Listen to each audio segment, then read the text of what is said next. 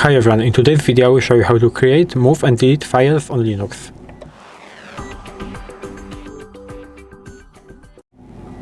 So I will show you that in terminal. So we have to open that by clicking on show apps and terminal, and right here how to create file. We can create file by typing in the command touch and then the name of our file, so we can name it file.txt, for example. And now we created the file. Our file is right here. How to create more files? We can use it for example like this. We can create multiple number of files at once, because we can do something like this, for example. So we will create now file 1, 2 and 3 and press enter, and we can list that. As you can see, all 4 of our files are right here.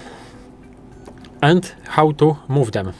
We can move them basically by doing the command m like this, and we are doing this basically by first typing our source, for example file, and then destination. So it will be the folder that we want to move the file in. So for example, I want to move file.txt, the first one that we created, into the folder documents. So documents, and I can do it right like this. Now when I list that, as you can see, our file.txt disappeared, and it is in the document directory. So we can list that documents. I made a mistake. Documents. As you can see, the file.txt is here. And right now we can also move, for example, every file that ends with txt. For example, we can do something like this. So move everything that ends with txt into the, for example, again maybe documents. And as you can see, we don't have any files right here.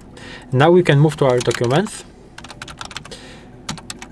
and like right here we will remove files. How to do it? We are doing it basically by typing in rm and then the number of our file, so like this, and again we can list that. Again we can do it to all of our files that end with txt. So we type in star.txt, and that's basically all. And as you can see, our document folder is empty and our home folder is empty.